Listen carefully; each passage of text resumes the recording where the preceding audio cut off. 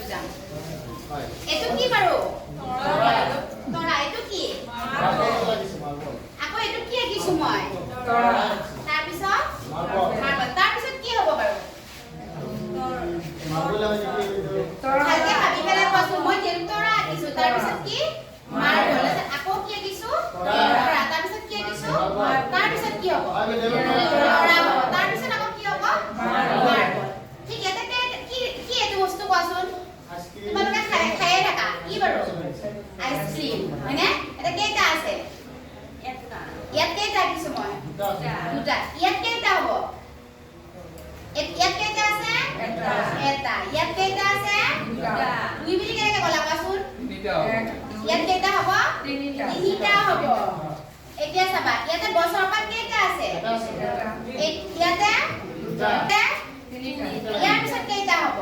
চাৰিটা তাৰ পিছত ছয়টা তাৰ পিছত সাতৰ পিছত আঠ এতিয়া চাবা এটো কি তোমালোকে এতিয়া গম পালা যে এইটো এটা বস্তু আছে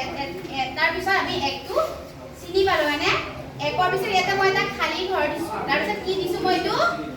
তিনি ইয়াত কি হ'ব বাৰু দুই হ'ব এটো কি ইয়াৰ পিছত কি হ'ব চাৰি তাৰ পিছত কি পাঁচ এতিয়া চাবা এটো কি দুই দুইৰ পিছত মই কি দিছো চাৰি এনে কিয় দিলো কোৱাচোন চাৰিটো কিয় হ'ল বাৰু ক'ব পাৰিবা কোনবাই মানে আমি একঘৰ এৰি যেনেকৈ আমি লিখো সেইটো দুইৰ পিছত আমি কিন্তু লিখা নাই মানে তাৰপিছত কি লিখিলো চাৰি বুজি পাইছানে জাপ মাৰিলো মানে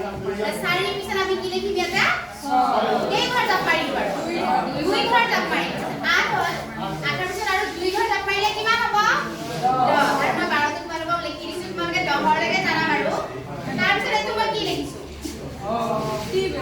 টি এইটো